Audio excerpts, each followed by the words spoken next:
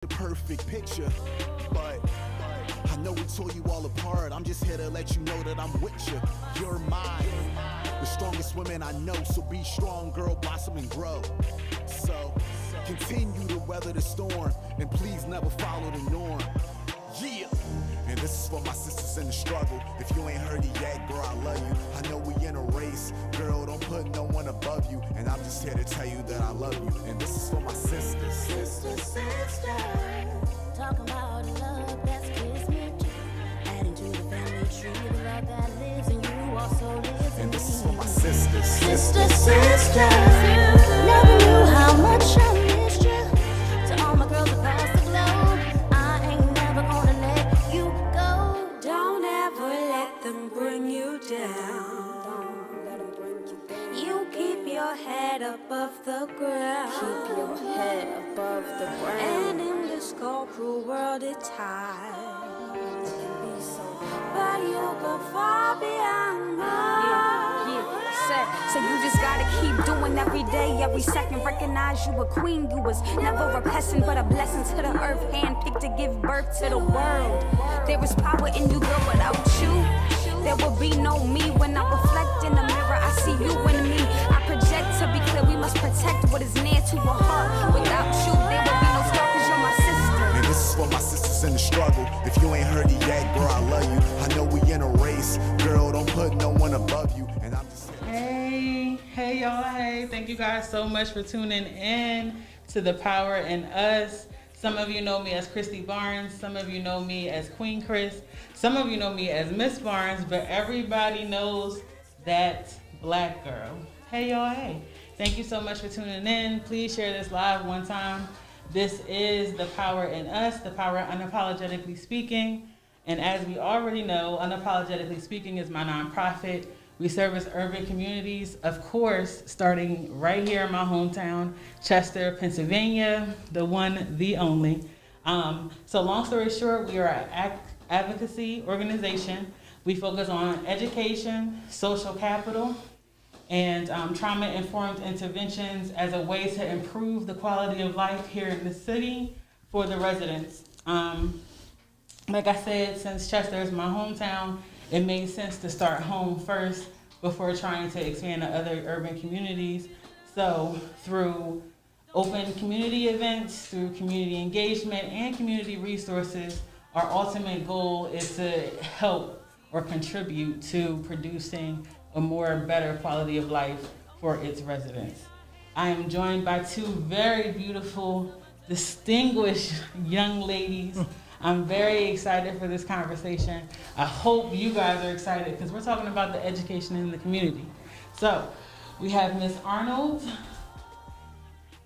and everyone knows she's a community activist. Miss Arnold wears a plethora of hats in the community. I will definitely give her the opportunity. Hey, Aunt Rose. Aunt Rose is watching. I'll definitely give her the opportunity to introduce herself. And we also have Miss McLaren.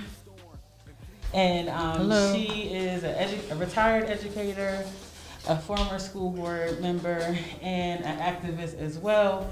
So, per the usual. Make sure you guys are following us, following CMP Radio on Facebook, Instagram, as well as their YouTube channel. Make sure you download the app and listen to their music as well as our broadcast. And then make sure you're following us, The Power in Us, on Instagram and Facebook, Unapologetically Speaking on Facebook, that's the page. And me and myself, Christy Barnes, Queen Chris on Instagram, Christy Barnes on Facebook. Good evening, ladies. Good evening. evening. Are just as excited as I am. Absolutely. It's just so much. Thank you. Thank you so much for giving us this opportunity. You are about a very, very good work here in Chester. Oh, thank you. Let me say congratulations. Oh, thank you. I'm just learning about it. And I like that. That is so cute. So I'll give you another one here. Oh, yay. How about that? Ring the So, bell. yes, congratulations and keep up the good work. Thank We you so need much. all of that and more. Thank you so much. I really appreciate it. So what Ms. Jean is referring to is, we all know in 2020, I graduated with my master's in human services.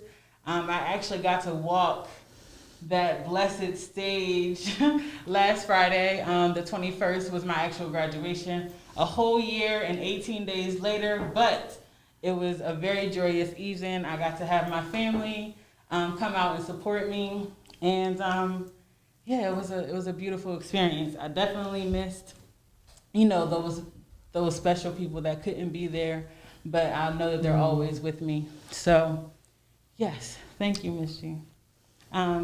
So again, we're talking about the education in the city. I know that we all have heard that there's a lot that's going on right now.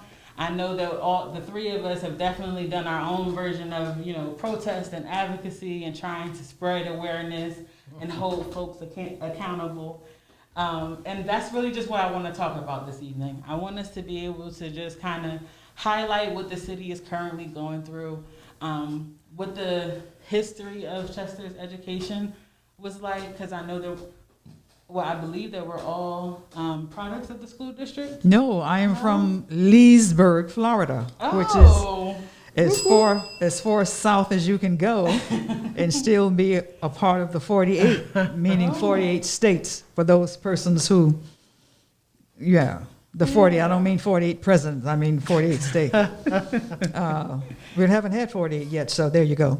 But yes, I'm a Southerner, product of the South, of the segregated South. So I'm a transplant here. Okay, I had no idea. See, this is a beautiful thing. We're learning so many different things about our guests already. So I just want to talk about, what we know about this district, what the current status of the district is, and our thoughts, what we're currently doing, and then what the people at home could be doing, right? What's our call to action? How can we actually start to make sure that the residents are more involved in the education system and the students as well? So this is just a few of the topics that we'll start off with. So what I want to do first, ladies, is I want to read a few excerpts from an article that was published January of this year, and we'll just talk about what we think of or what that means to us. Okay?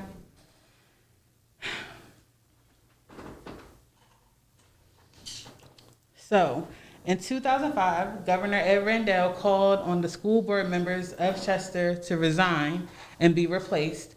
At that time, they were overspending on their budget by millions of dollars. And in 2007, a whole nother state takeover was implemented. The Empowerment Board of Control took control of the district for both the financial and the academic reasons. They stayed in charge until the law was put in place and ran out in 2010.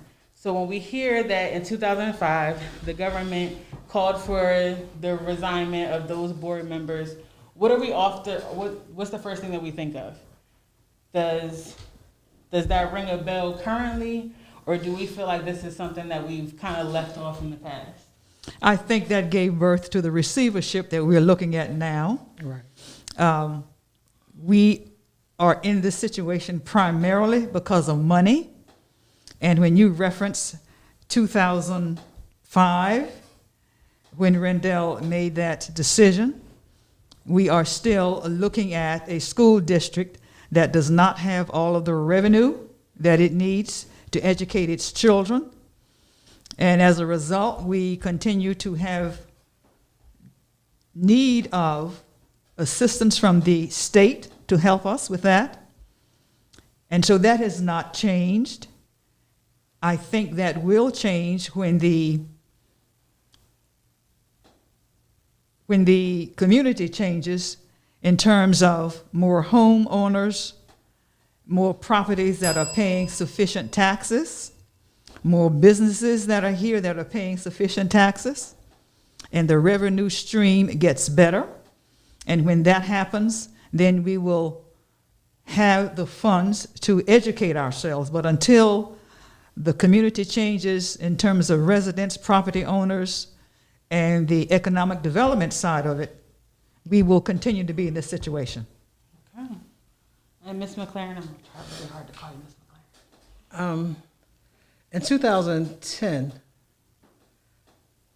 during the election, I think the Democrats won in 2011, which changed the board from Republicans to Democrats. And I find that we are really on a cycle, and we're probably back at the beginning of that cycle again. I think, along with the things that Ms. Arnold says, which is very, very true, we also need child-centered focus. I don't know that we actually are thinking more about the child than we are other needs, other priorities. I see the developments in the district, and I'm hoping, or I was hoping, that since we have Dr. Burks, we have Dr. Pearson, and we now have the receiver who was the superintendent prior to in the same building.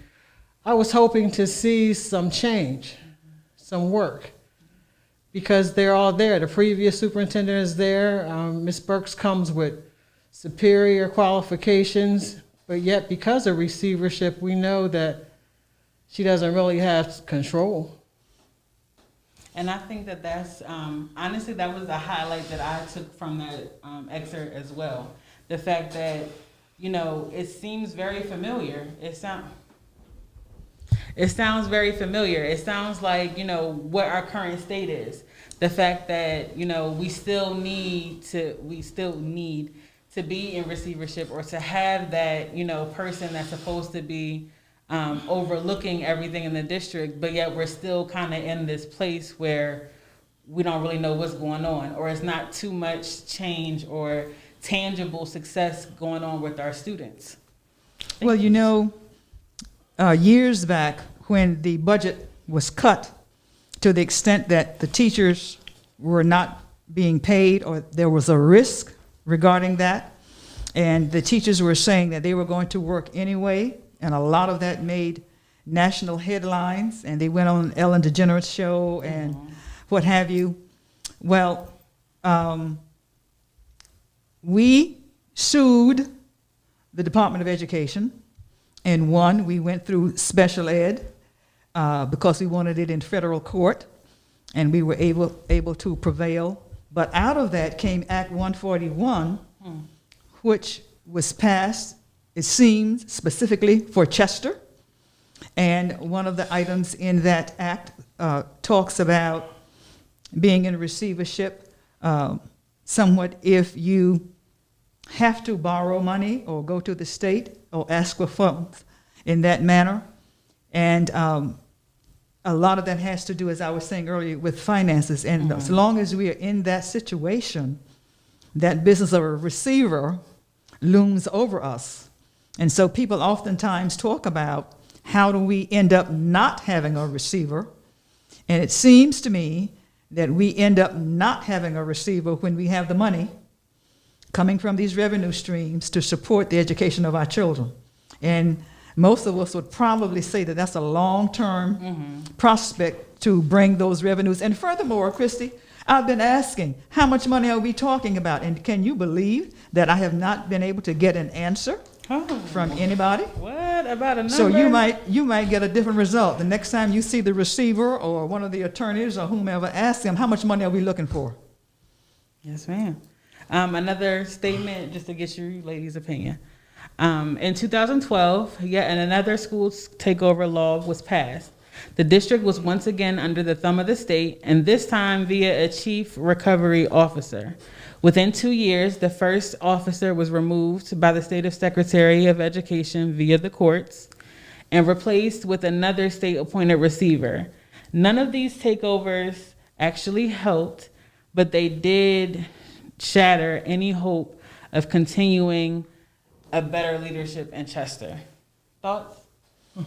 I think The first receiver, I think he did what he was supposed to do. He sold as much of the buildings that he could. Even in the receivership, he did have a plan, I don't know, and it was basically to sell. I haven't really seen a plan that talks about educating children. I realize that money is a factor, and it's a big factor, but while we are here, and we are paying the superintendent and the receiver is paid as well, why can't we see some sort of progress with education? I think we can, Betty. I think it requires a paradigm shift. Ooh. I think it requires somebody who has not just attended the webinar and did a cut and paste job and brought it here to us, but it requires someone who is really a critical thinker. We see a whole lot about teaching critical thinking skills. I would like to think that some of those persons who have come here with their doctorates have skills in critical thinking, have skills in have skills in creativity and leadership. I see lots of degrees now being given out. Students are studying leadership. And I would like to think that some of those persons who have come to us have demonstrated leadership skills. And this is a perfect storm here in Chester. We have a small number of buildings. We are somewhat easily identified in terms of geography. We have some excellent teachers. We have students who will stand up for the challenge and the lifting of the standards. If you give that to them as a goal, they always, always rise to the occasion. Every teacher knows that. And so we're not talking about rocket science here, even though the current receiver and I disagree. I think it's not rocket science. He thinks it is. So we have a gap there. But nonetheless, I think that kind of thinking will go a long, long way in turning our district around. I would agree. And being inside of the schools, I must say that it's almost, honestly, it's rather astonishing that a lot of what is going on isn't talked about amongst the staff. And I mean, coming from our higher ups to have the conversation with us, I think that it's definitely important to have open communication amongst everyone. You know, the students should be involved, the staff should be involved, and not just the staff that's in the classroom. Because anyone that touches that building, any school building, in my opinion, should be trauma-informed certified. Yes. And understandably be able to intervene with a trauma-informed intervention. But we all know the reality that we live in, right? And then it would be nice in a perfect world for us to mandate such training. And I think we can. It is mandated. Yeah. It has been mandated. Yes.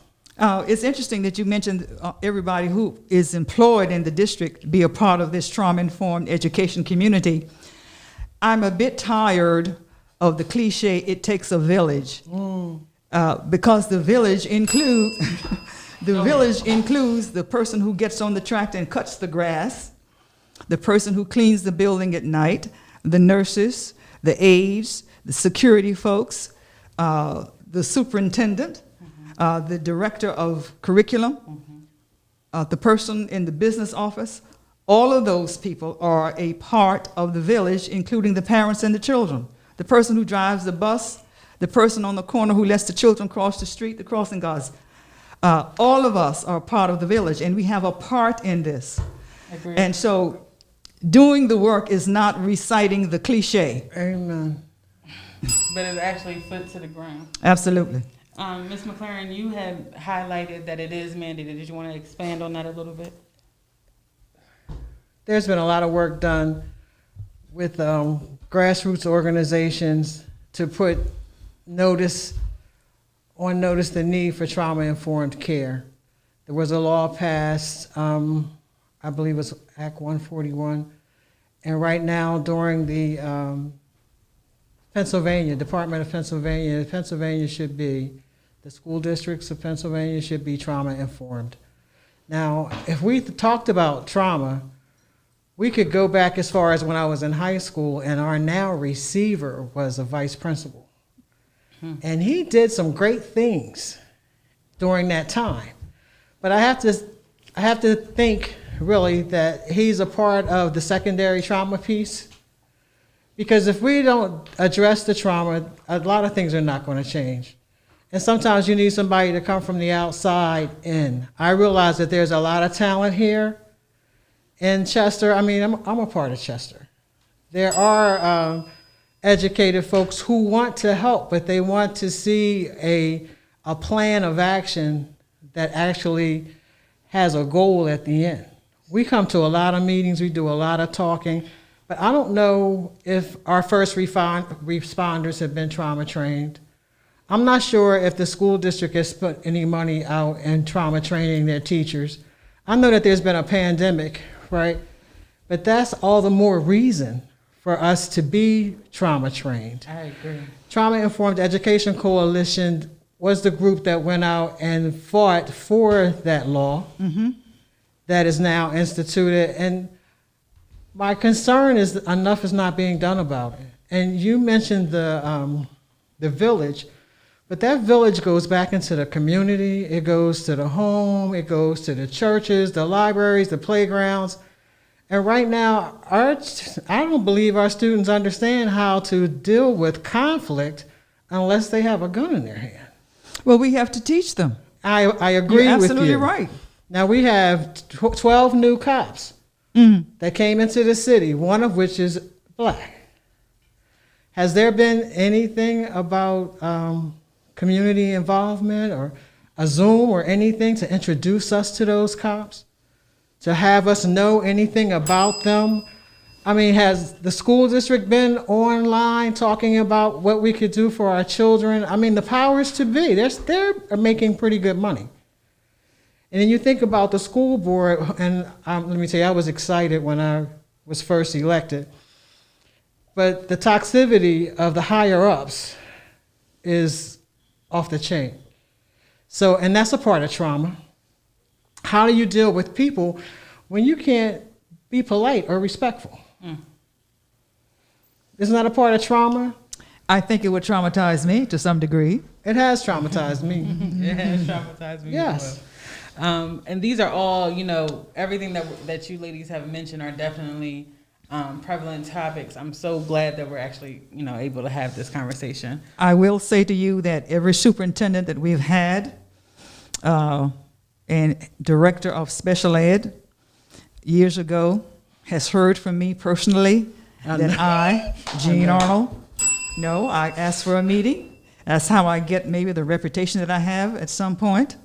I will sit with them and say, I will be a thorn in your side to some degree until the entire school district is involved in trauma-informed education. We all know that it is needed. There are methods that are out there that are proven that we can employ. And I will say that Andrea Sayer, when she was here, put some action in place. I was a part of some of that training. I have the workbook and all of that. But we did little with that coming out of those sessions. I don't know what the details were that maybe prohibited that, but I have some people who have been here in administration who can say that Jean Arnold said to me with some vigor that she really wanted us to institute trauma-informed education for our children.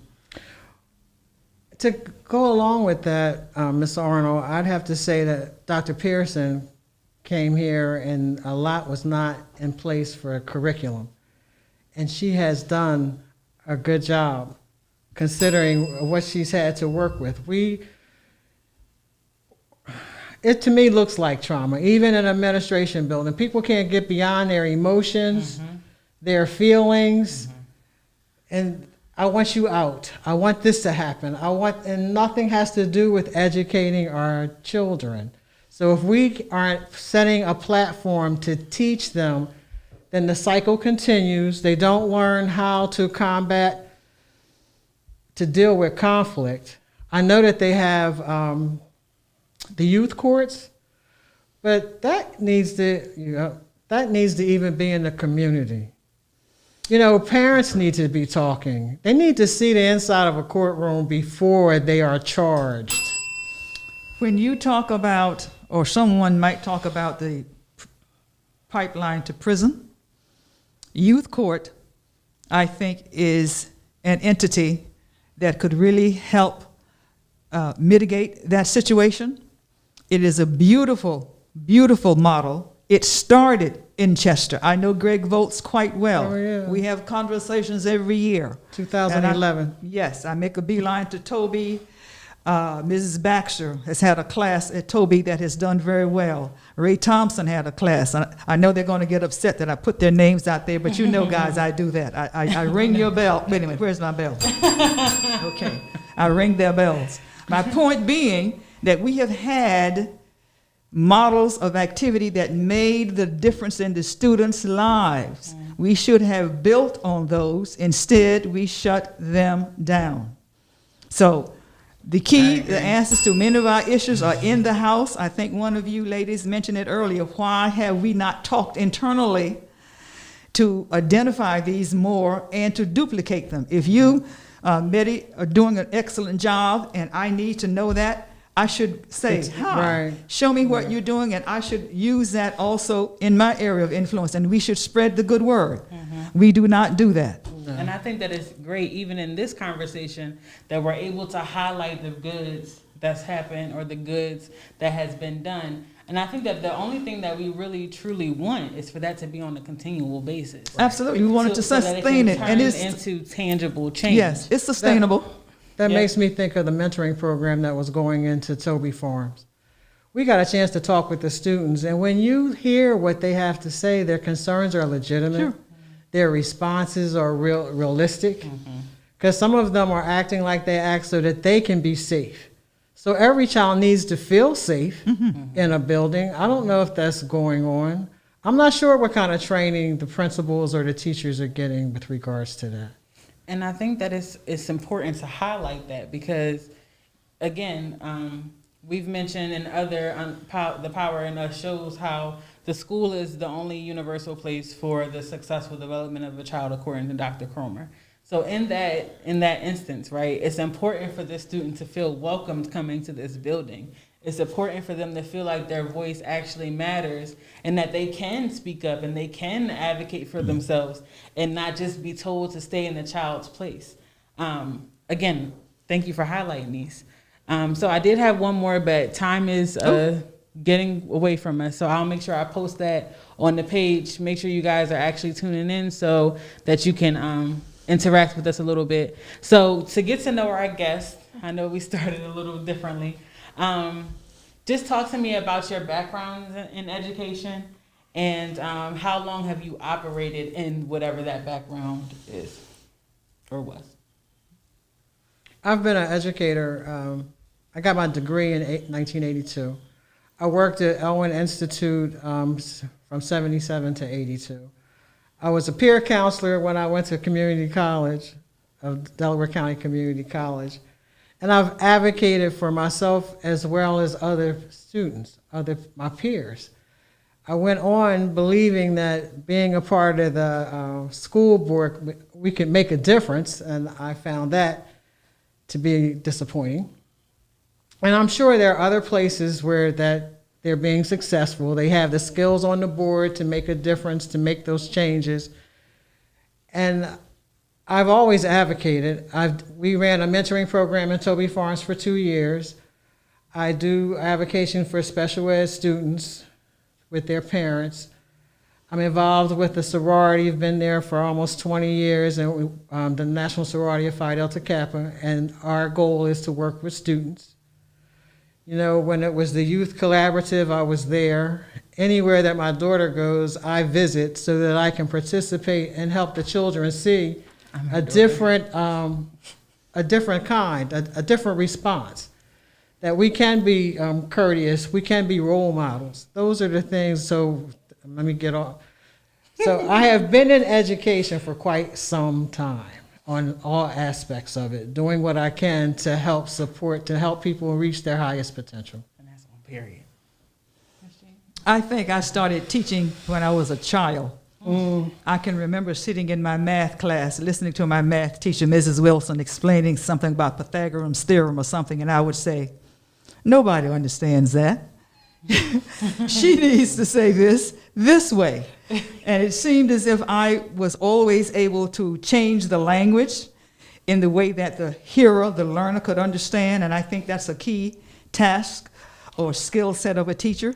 So I think I've been teaching all my life, and I've been taking up for people. I can remember I ended up with a very good young friend because we were getting on the bus one day in the summer, coming to our summer programs, and somebody was bullying her, and I stepped in to intervene with that, and she became like a little sister for me, because I basically grew up as an only child, and our families became friends, and we've always been friends. So that business of taking up for people, maybe advocating for people, I didn't use that verb at that time, and teaching has probably been something that I was born gifted with, I would think.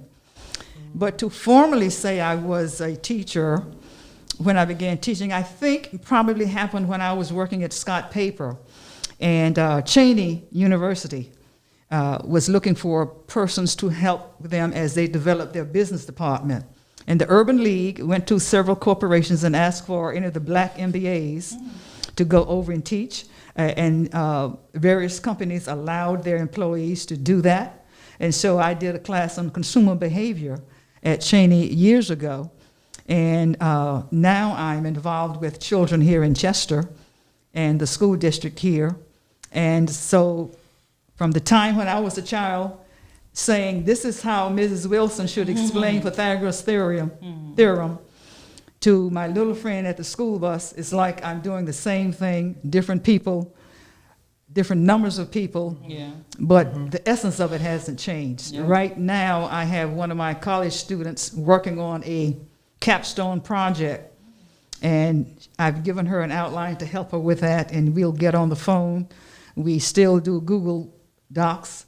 I have my computer, 12 midnight sometimes. She has hers, and we are going back and forth working on what she might be doing. And then some kid, a young person will call me and says, Ms. Arnold, somebody told me to call you because they said that you could help me with such and such. So the work continues with individuals and with groups when the opportunity provides itself. So I'm excited about that because I really get a kick out of people showing how smart they are. I really, really do. Okay, so what makes you, when you look at education, right, and you hear knowledge is power, what do you think about that quote? What do they really mean by that? And, you know, it's always said, knowledge is power, knowledge. And I would say knowledge is your ticket out. Knowledge is your way out. Education is. I believe knowledge is power, and which makes me think there should be more transparency so that people could get the knowledge so that they could have some power. I work a lot now with Trauma Informed Education Coalition, and we're doing training for administrators and teachers and other organizations as well who work with people who deal with trauma, and we all deal with trauma. It's a day-to-day thing. And I think that we've all come to recognize those who get it, that knowledge is power, and they have the tenacity within themselves. Unfortunately, when they get their education, a lot of people leave. So we don't have the bank of knowledge that could do more of what you did, Jean, growing up. That's needed. People are now seem to be trying to take care of themselves. Agreed. Ms. Jean? Well, I have a definition of power that I learned in a workshop over at Widener many, many years ago. And this person, whom I think was very wise, said that power is two things: having someone listen to you and on occasion do what you say. And that's the case if you are a policeman and you have power. If you are a mother, you have power. If you are a criminal with a gun, you have power because the person is going to listen to you and do what you say. So the power can come through different avenues, but in the end, that's what we're talking about. And so if we say education is power, then we are saying that when you know people listen to you and do what you say. And that is very true.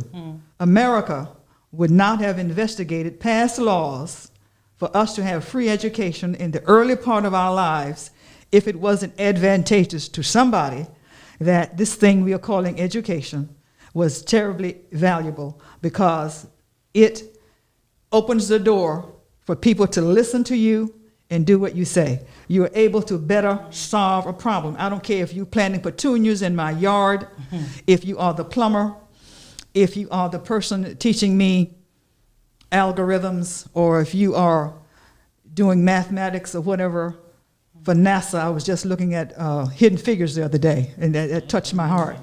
Whatever it happens to be, the knowledge, the education that you have helps you solve a problem.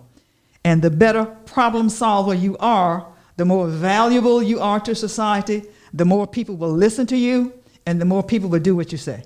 I agree. And Ms. McLaren, you highlighted a really great point when you said that, it's we go and we get the knowledge, but we don't bring it back. And for me, when I graduated Chester High, college was not really a topic, but it was something that I already knew I was going to go to. So instead of talking about it, I went on college campuses. It was maybe a community service that I did on a college campus, or it was really the exposure. And because my mom made sure that education played such a huge role in my life, when I graduated high school, this was my ticket out. I was going to leave the city and not come back, check on my family, make sure that they're set up. But my goal was to just hit the road. It wasn't until I got to Lincoln, the first degree granting higher HBCU. No shade to Cheney. When I got to Lincoln, that's when I kind of realized, because you guys are first, but we're the first degree granting. When I got to Lincoln, that's when I realized that I played a huge role as a Black woman in my community at home.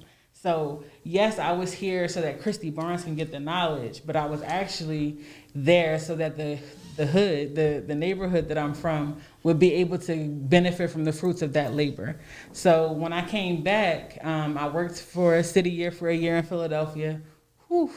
And then I came back in the city of Chester, and every position that I've held since has been right here in the city of Chester and advocating for the youth or working with youth development in some way, shape, or form. So I think that it's very important that we highlight that. And for the graduates that are, graduating high school this year, congratulations, I commend you on your success. But make sure that you bring that information back. And it doesn't mean that you have to permanently live in the city of Chester. It doesn't mean that your husband and your kids will be going to the same school as you. What it does mean is that you're willing to honor the role that you are given. We all have a civic duty to our hometowns. We all have a civic duty that we have to execute in order to be considered, a community resident, because it's a communal responsibility. So bring that information back and hold someone accountable to actually doing something with it. Don't be the one to just have a conversation. Oh, I said that, now they know. Actually follow through. The wraparound services, I think, is the one thing that we've all mentioned in a different way, that our students need to be able to know that they are supported not only in the classroom, but in the community as a whole. Because we know that certain areas in this city or in the world are not going to love our Black and brown babies. So it's up to us to do that. Sure. So when we look at the history of the city, when we look at the history of the district, when would we say that we started on this decline? I think we spoke to that earlier. I was thinking about that question when you sent it to us, and I began to wonder, how did the slope of the line start to change? And I haven't collected data that long. I think about having heard about the academy at the Perry Building, and every student that I know who was a graduate of that school really is a tremendous person, a tremendous student, I would guess, what have you. So it seems that endeavor that Chester did then really, really made a difference that you can see very easily. That's my experience. And so I still applaud the persons in Chester who did that. When I asked the question, what happened? Why did it stop? It seems to be a mystery. No one can explain that to me. But it shows again that the answer is in Chester. And the answer is within the teachers and the persons that we have in this town if we take the use the wisdom to draw on that and be creative about it. But I applaud you, Christy, when you talk about the ticket out, and I'm adding to that the ticket up, because that's my thought about education. It is a ticket up. It helps you move up the socioeconomic ladder, and it helps improve your ability to be a wage earner and to have salaries that allow you to thrive, not just survive. So I see education as you're saying, a ticket out, and as I say, a ticket up, and still can't underestimate or underemphasize the importance of education. Jean, I think there was a fire in the Gray Building, and school went half days, and I think that's when that changed. 12th graders and 11th graders went 7 to 12, and freshmen and sophomores went 12 to 5. And at that time, I'm sure it was a lot going on, trying to manage as many students, because I think I graduated with 603. So during that time, things changed. What year was the fire? Now you want to talk about age I know, here. I'm not- So the fire must have been, In the 90s? no, I came out in '74, and I went to high school my entire time, half day. But the Perry wow. Building, the academy was happened after that. The Perry Building, which is the Gray Building, was Yes. the high school. Correct, but I'm saying the academy came out of that building. So once, It was housed in the Perry Building years later. so when they started moving the schools around, 1968. Thanks, Aunt Rose. Hey, Relly Rail.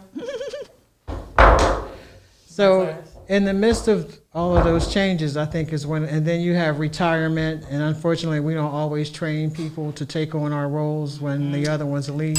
Leadership should do that, you're right. And I think that's a key point. And honestly, Mom, Miss McLaren, with I knew I was gonna do it. With considering that, right, the passing down of the torch, I think that's for me where the decline went. And I know that I'm relatively young, a lot of people would say, but I feel like I have an old soul. So, and I'm very old school when I think about, even with my interactions with my students, you know. I want to have the conversation with their parents. I don't really want to get too involved unless I know where they've come from, because that kind of gives me a better way of engagement or a way in when it comes to building a rapport. So with all of your educational, I'll direct this to you first, Ms. McLaren. With all of your educational background, both professional and personal, what's your feelings about the current predicament of the district? It does need to have a paradigm shift. Everything doesn't need to go out with the bathwater, but there's some things that need to change. I like the way you put that. Did you want to expound or? I'll Short and let, sweet. I'm sure. Ms. Jean? Well, I think that every problem can be solved. The issue is that you can't solve the problem on the level where it was created. You got to rise above that level. And so I would put a call out to all of the young people in Chester. And I would say demonstrate, get on social media, convene a session where you invite folks to talk about the solution, and carry on like the civil rights era in the 60s and 50s. There were young people, you got to remember this, there were young people skipping school to get locked up so that the schools could be integrated, etc., and they could have a better way of life so that people could vote. Young people have always, here I go with power, people will listen to you and on occasion do what you say. So we have some young people, I think, who need to want to be in good trouble, like John Lewis said. Lewis. Absolutely. And it will be a worthy cause. and insist, disrupt some stuff, and call for the educators, the grown people, the people who are being paid to educate you, come together and do a job. And I'm sure if you ask enough, and I don't think you would have to ask long and hard, you can find some people who can help guide your efforts so that you can call for your own education. You don't need thousands of people. What you really need is one. So I hope that that one person will hear what we've said today and say, yes, there is a cause that I will stand up for, and get on about the purpose for which you were born. Because I also think it has a call to it. I really think that they do need to protest. I think it needs to be organized. I think they need to give some thought to it. We have so many silos in Chester because everybody is upset with the other person and they weren't doing it like they thought they should. And so we can't even come together to come up with a solution. So if you want to rally on the cause of your education, I think you ought to organize, get the information, and you don't have to be violent. You can sit in on those meetings that they have, the board meetings. There are things that can be done without being out of hand, being more like John Lewis. I think that that's important to highlight too, because it's definitely this generation that's bringing the revolution. We already know that because history always repeats itself, and that's what history was. But I think that us having these conversations is definitely the pillar in that, and being willing to have the conversation with the young people and not look at them as the problem. Too often in the city of Chester, we hear, oh, the young people don't know what to do. Oh, the young people only know what to do when they have a gun in their hand. Well, why did they pick up that gun? What were the outlets that they were just so limited to that was the only option that they had? A lot of times we look at the what and we don't question the why. And I think that that's what trauma is. It's actually being willing to look at the why and rectify that why so that we're not now victims. Because we've all been exposed to chronic community violence. Thusly, we all are entitled to some type of therapeutic support. And actually, it's needed. It's statistically highly recommended that we seek some type of therapeutic outlet because of the things that we've been exposed to. And that only happens in these high crime, low poverty areas. I agree with you. I think that when people think it's okay that somebody was shot Saturday and we go to school on Monday and we have school like nothing happened, it's a problem. Earlier today, I spoke about my first year teaching at Chester High, and I lost 5 of my students. It actually got me to the point that I was teary-eyed.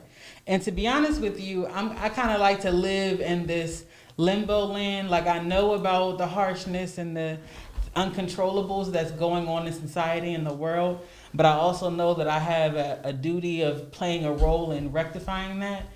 So when the two collide, oftentimes I'm reminded of my own trauma, and I don't really like that.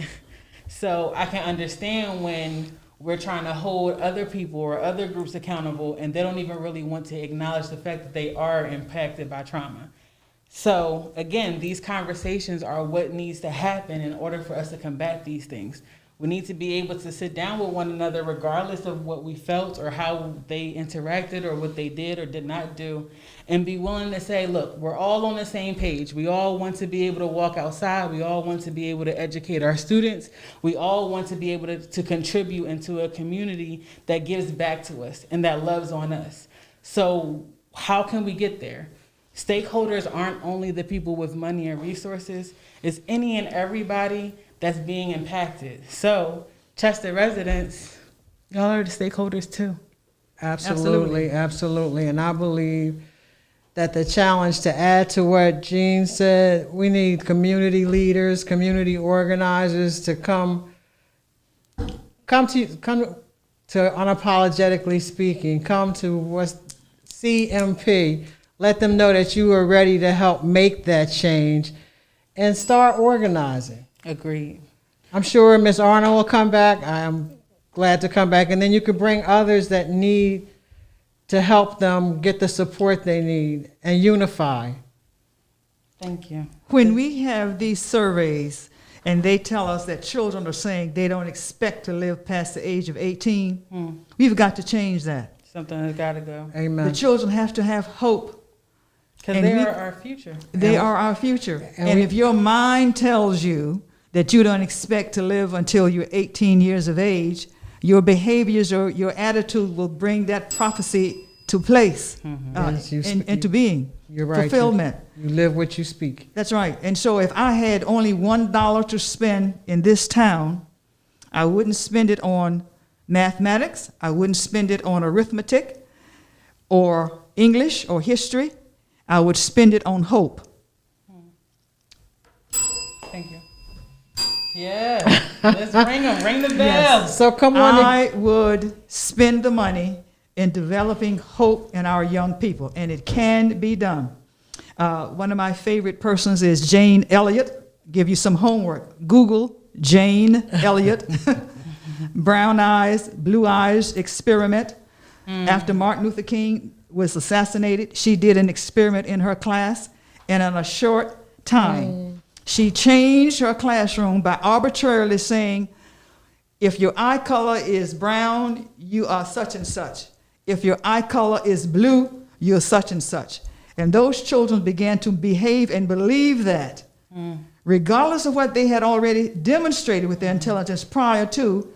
Here we go again. The power of a teacher is in her hands, is in the teacher's hands, was able to make that impact on those children in a short amount of time. So I think God has blessed us with teachers. Teachers are the key to so many things that happen in our lives.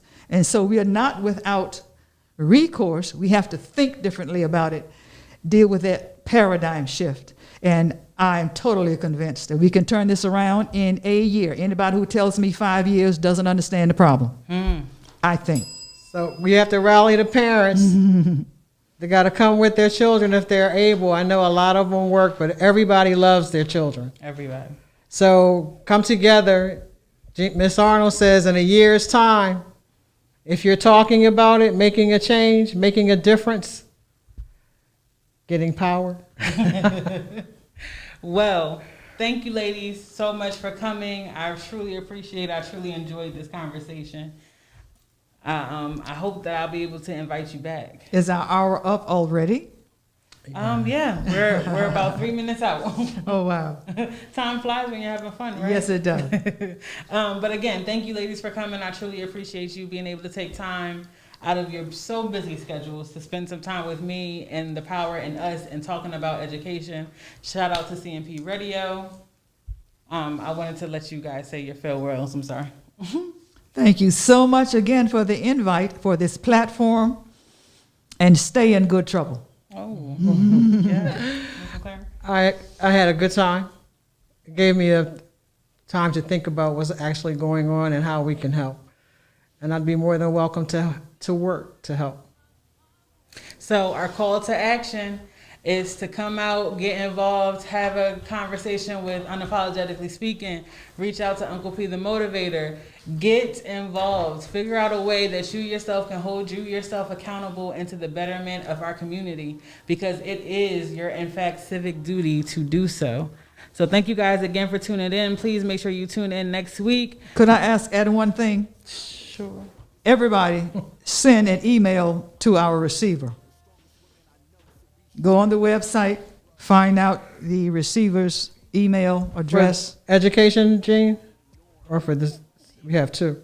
As far as education is concerned, Yes. students, adults, send an email to the receiver. Yes, I'm putting him out there about anything that you want to talk about, particularly about this process where 3 organizations, 3 charter schools have presented proposals to take over our buildings, 4 of our buildings.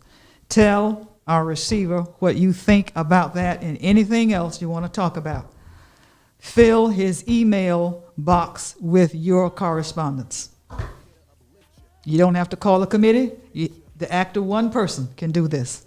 Because I don't believe any of the 3 said that they could do a better job than we can. If they said it, I deny. I say that they did not tell the truth. Especially if they're They're- not able to provide tangible evidence to say so. That's the What your point. test scores look That's like? the point, Krista. Where is the data? Show me the numbers. Show me the data. Show me the numbers. Show me the money. Okay, for real this time, guys. We are coming to a close. Thank you guys again for tuning in. Make sure that you guys are following cmpradio.net on Facebook and YouTube. Please download their app. Follow The Power in Us, Unapologetically Speaking on Facebook, The Power in _us on Instagram. I am Christy Barnes. Some of you know me as Miss Barnes. Some of you know me as Miss Chris. Some of you know me as Queen Chris. But everybody knows that black girl. Thank you guys for tuning in. And in this cold, cruel world, it's hard. It can be so hard. But you go far beyond Yeah, so you just gotta keep doing every day, every second. Recognize you a queen. You was never a peasant, but a blessing to the earth. Handpicked to give birth